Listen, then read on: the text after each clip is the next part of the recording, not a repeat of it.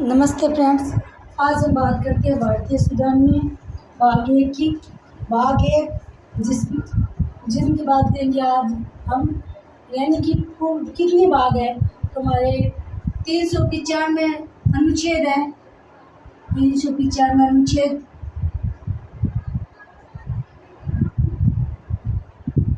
वह 22 भाग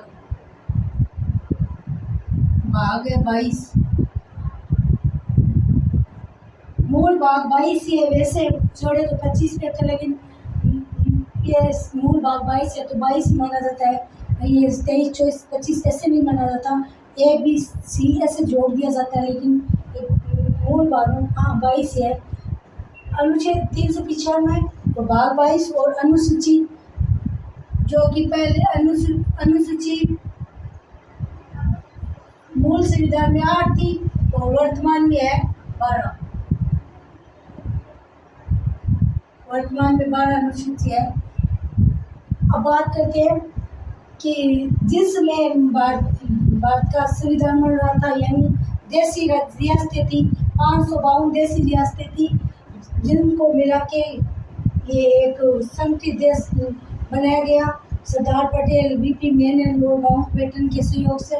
तो वर्तमान में 395 अनुच्छेद है, 22 भाग है और 8 अनुसूची पहले थी, वर्तमान में 12 अनुसूची है और 28 राज्य है, 8 केंद्र शासित प्रदेश है।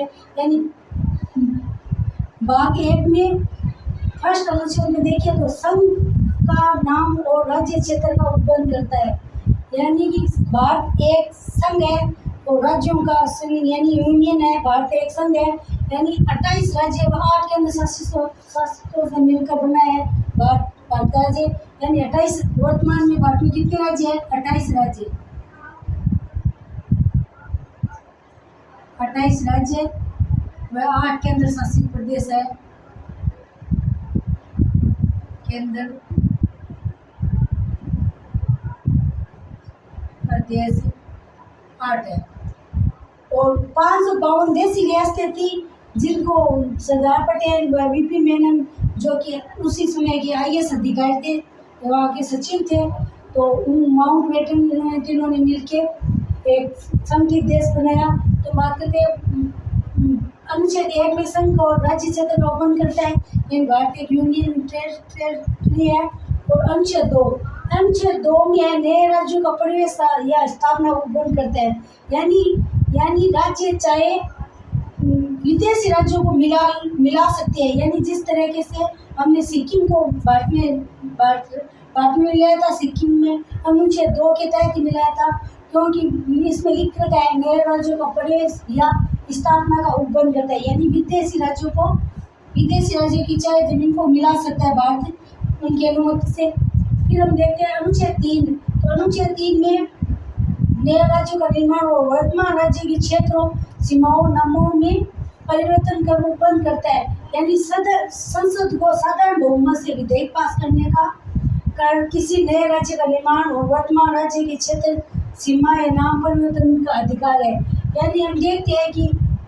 राज्यों के नाम परिवर्तन हो सकते हैं, नाम परिवर्तन करते हैं और सीमा का क्षेत्र बढ़ाते हैं या नए राज्य नाम परिवर्तन कर, और ये अधिकार अनुच्छेद 3 में दिया गया है। और ये कि साधारण बहुमत से पास करते हैं।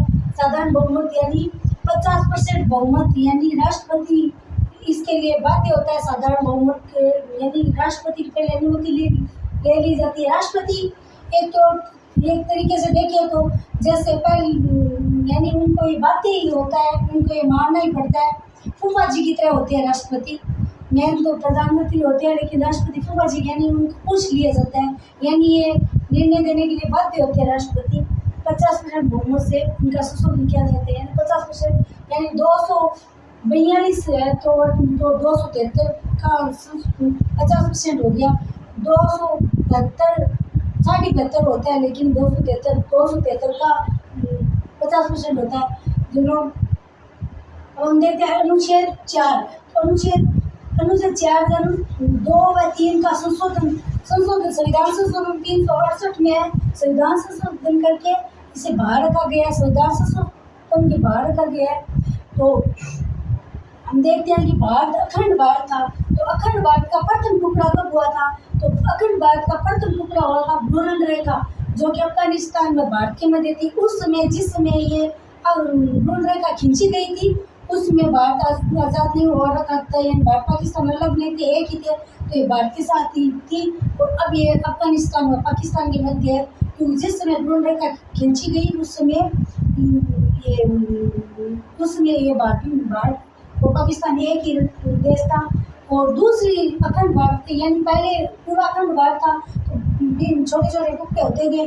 फिर दूसरा अखंड भारत का दूसरा टुकड़ा हुआ 1935 में, जो म्यांमार भारत से अलग हो गया, जिन्हें बर्मा कहा जाता था पहले, म्यांमार भारत से अलग हो गया। वो दूसरा अखंड भारत का दूसरा टुकड़ा था। और पश्चिमी पाकिस्तान तीसरा, यानी भारत पाकिस्तान आज़ाद हुए तब अलग अलग भागों में विभाजित हो गए। पश्चिमी पाकिस्तान मुस्लिम, ज़्यादातर मुस्लिम थे वहाँ, तो मुस्लिम पश्चिमी पाकिस्तान हो गया। और पूर्वी पाकिस्तान, जो जिन्हें आज वर्तमान में बांग्लादेश के नाम से जानते हैं, बांग्लादेश को भारत ने आज़ाद कराया था।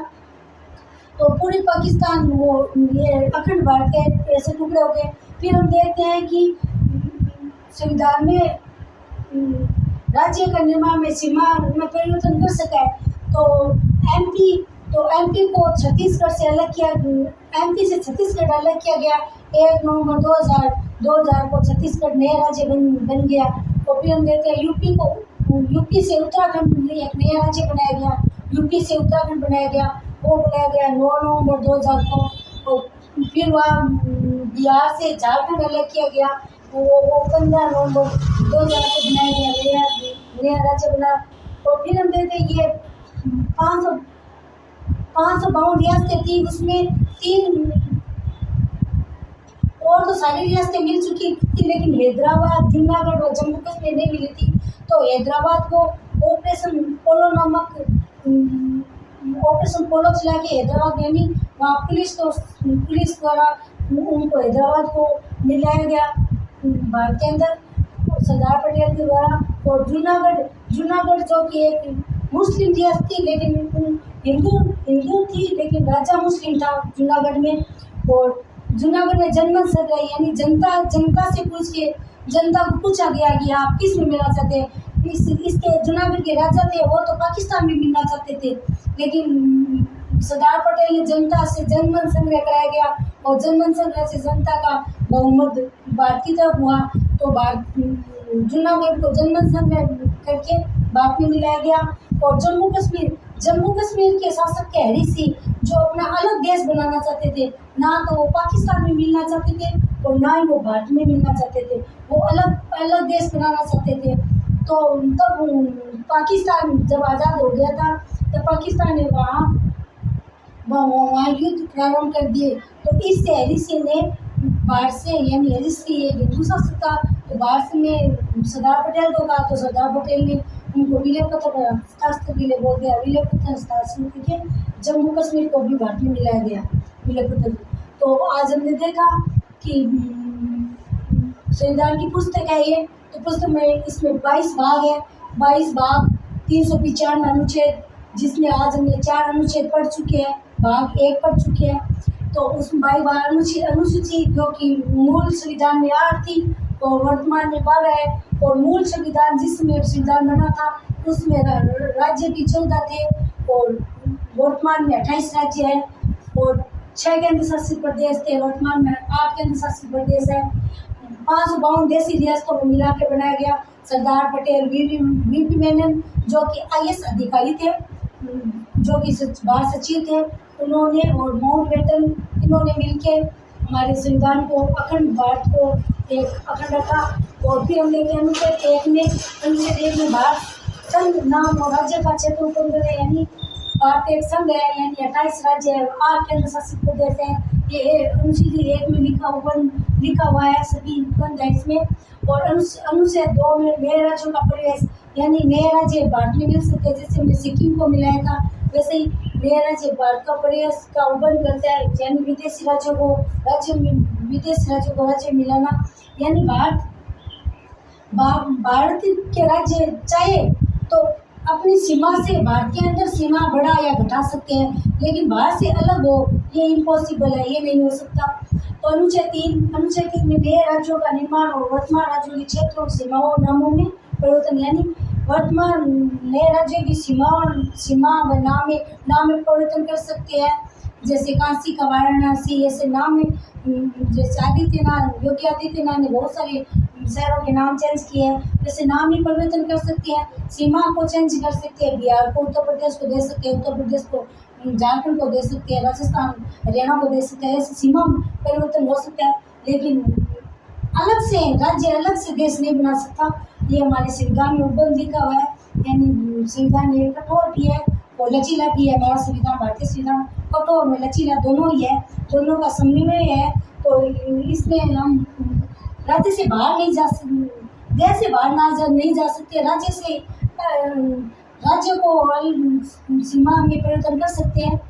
तो राज्य निर्माण और किसी वर्तमान राज्य क्षेत्र सीमा या नाम में परिवर्तन का अधिकार है, जो अनुच्छेद 4 में 2 तथा 3 का संशोधन है, यानी संविधान संशोधन जो कि 368 के तहत बाहर रखा गया है।